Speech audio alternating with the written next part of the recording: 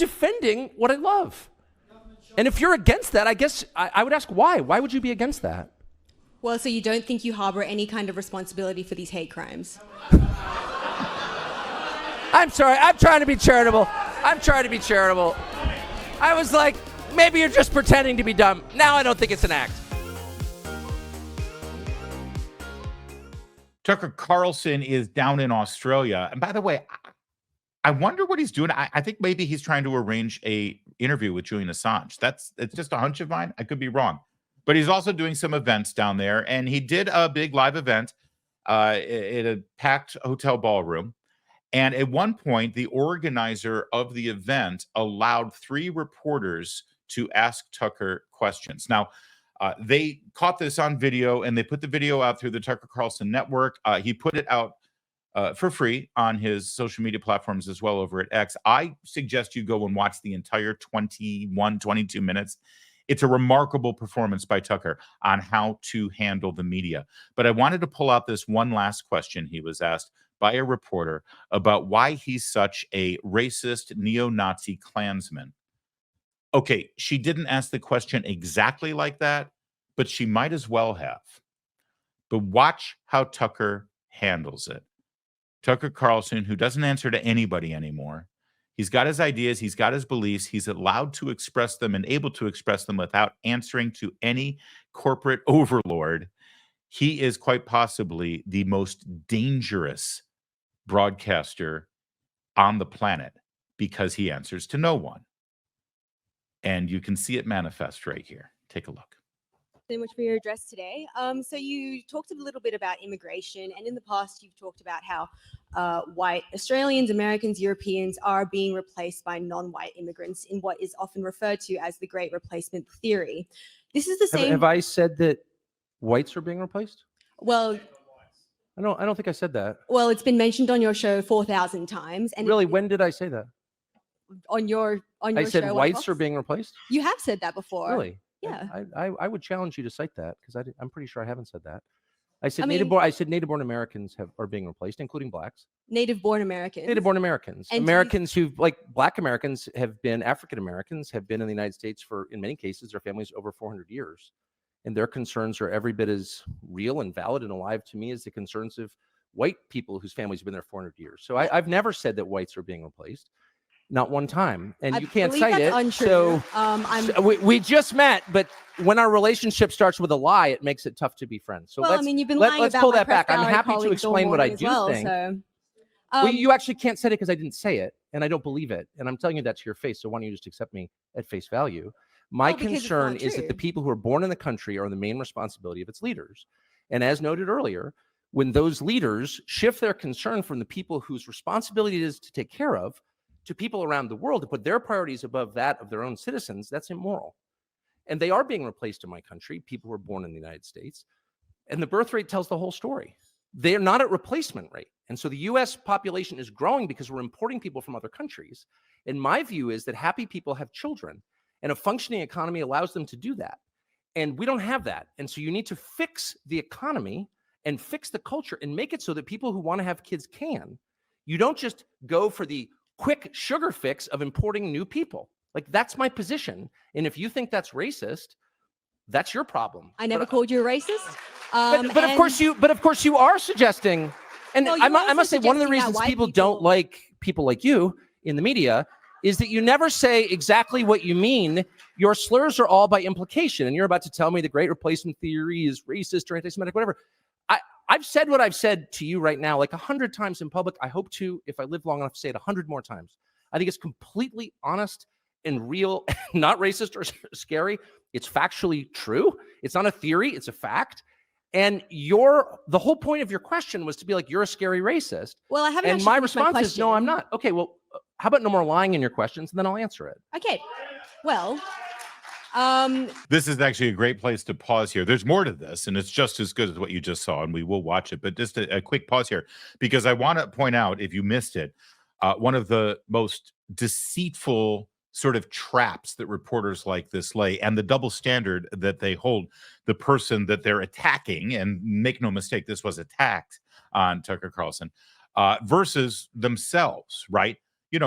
we should make these reporters live up to the same impossible standards that they force us to live up to, or someone like Tucker Carlson. And recognize something. Tucker Carlson is a broadcaster. He's a journalist. He's a person who expresses opinions.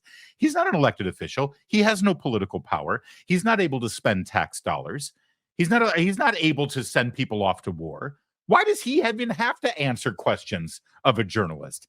He doesn't have to be accountable to them. Guess what? If people stop watching him, that's where his accountability is, right? But either way, he doesn't have power over other people's lives. Do you ever see reporters asking Joe Biden or the Prime Minister of Australia questions and challenges like this? Of course not. Of course not. But let me just point out what she did. She, first of all, lied and said something that Tucker didn't say, right? He doesn't say that white people are being replaced. He said native-born Americans were being replaced. Now, clearly, she extrapolated that to mean white people, which, I'm sorry, if you make that assumption, there's a word for that kind of thing. That would be racism, right? Because there are millions and millions and tens of millions and hundreds of millions of people in America who are native-born citizens who are not, by any stretch of the imagination, white, right? But if you immediately assume that that's what that means, then that means when you see someone who is non-white in our country and you immediately assume that they're not from this country, well, that's a racist assumption. You are making an assumption about them purely based on their skin color. That, by definition, is racist. Okay, so first of all, she made a racist assumption about what Tucker Carlson has said. But then, here's the best part. So she inferred that onto him, right? Through her own racist lens.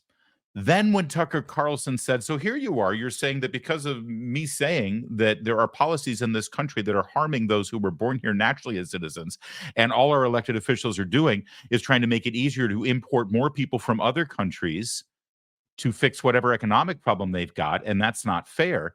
You're saying that that is racist. You're here calling me a racist. And did you hear what she said? I never called you a racist. Well, you talk about a double standard.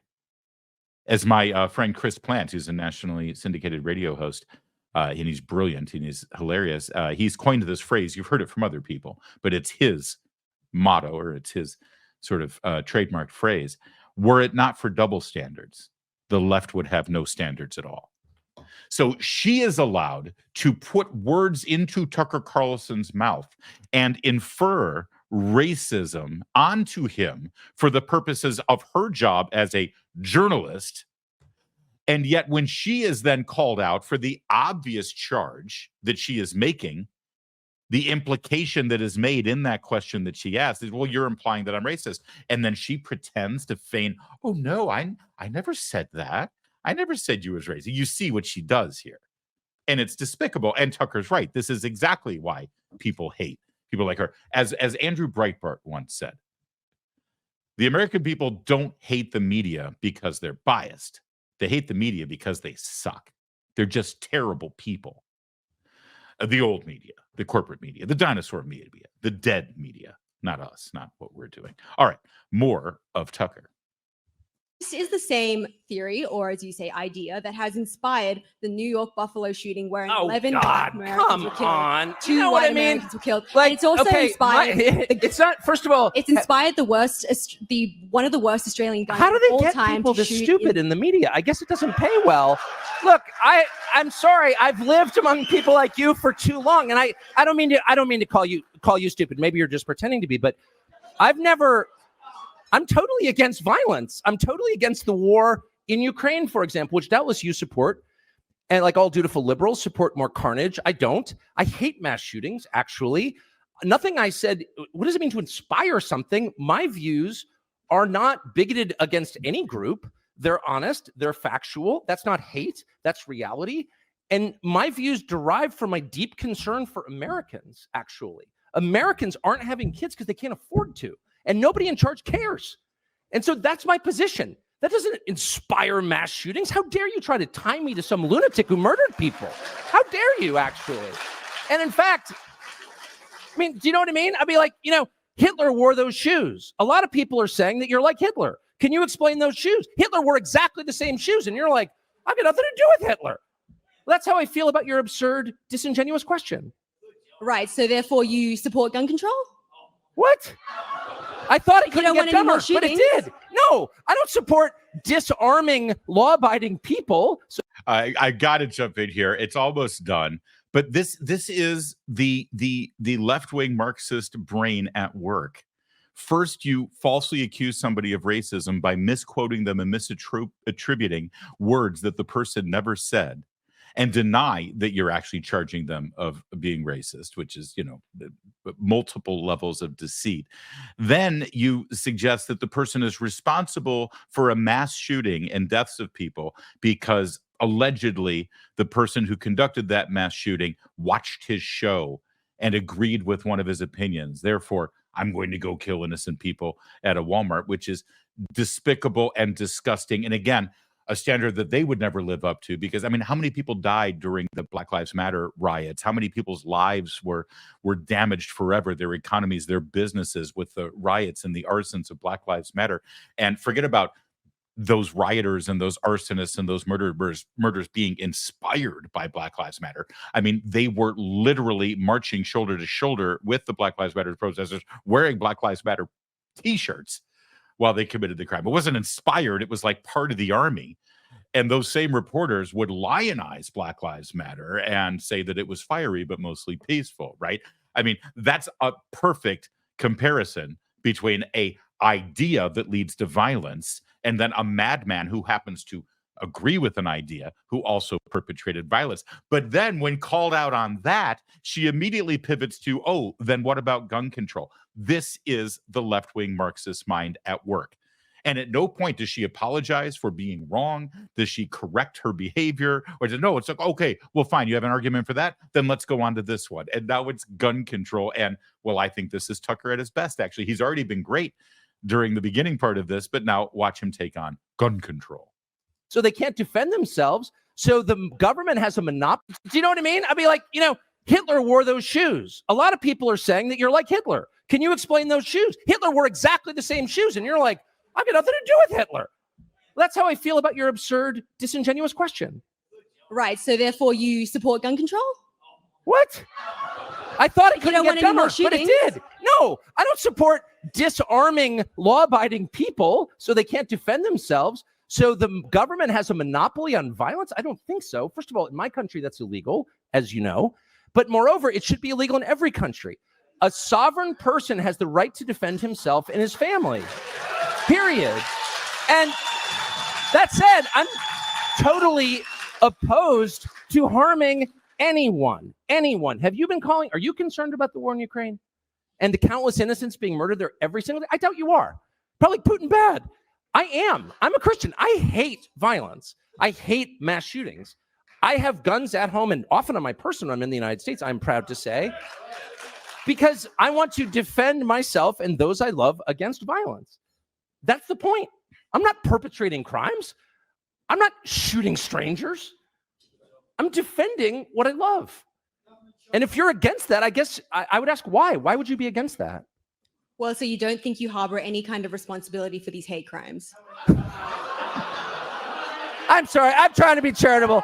I was like, maybe you're just pretending to be dumb. Now I don't think it's an act. Tucker, thank you for taking those questions. I'm sure you enjoyed. Actually, I loved it. I just feel sorry. Because I got here and the country's so unbelievably beautiful and the people are so cheerful and funny and cool and smart. I'm like, your media's got to be better than ours. It can't just be a bunch of castrated robots reading questions from the boss. And then it turns out it's exactly the same, maybe even a tiny bit dumber. Yeah, and thank you to the Tucker Carlson Network. I'm a member, by the way. I subscribe. Go to tuckercarlson.com. They deserve the free ad there. Come on. But we've got a great comment that says it all on Rumble. Oh, that's not the one, though. This one. From the same person, though. Tama Therese. Yeah, he is. He is, in fact, the GOAT. Doesn't mean I always agree with him. That's stupid, by the way. Anytime you say, oh, Tucker Carlson's the best, he's the greatest. Oh, so then you agree with this thing that he said on March 17th of 2008? It's like, no, of course not. Don't be an idiot. You're a moron. But he is great. Nobody else in the media can do what Tucker Carlson just did. And by the way, it goes back to my original statement, because he answers to no one. He is a free man on this planet right now. And I go back to my original statement, especially if you go back and watch this, and I beg you, do in fact watch this entire 21-minute engagement with these three reporters, because he talks about the pharmaceutical companies and their hold on media companies, and why that was really at the root of the pandemic and the censorship of people during the pandemic. He talks about Putin. He talks about the war in Ukraine. He talks about foreign governments and Boris Johnson representing the UK in cutting off the peace talks that were originally initiated, and the American government's sad and despicable participation in the carnage there. And he said all of these things that you don't hear said anywhere. And this is why I call him the most dangerous man in broadcasting right now, the most dangerous man in media, because he says these things and nobody can pick up the phone and say, I can't believe you let Tucker Carlson say those things. Pull him off the air right now. And I just want to say, again, I want you to watch this, and I have great respect for Tucker. I think this is a masterful performance. And to be sincere, to be honest, I actually fear for him, because when you're this good at what you do and you don't answer to anyone and you feel free to speak your mind at that level, you are very dangerous to people who are very powerful. And last night after watching this, I said many prayers for Tucker and his family. I hope he's got protection. He says he walks around with a gun. That's a start.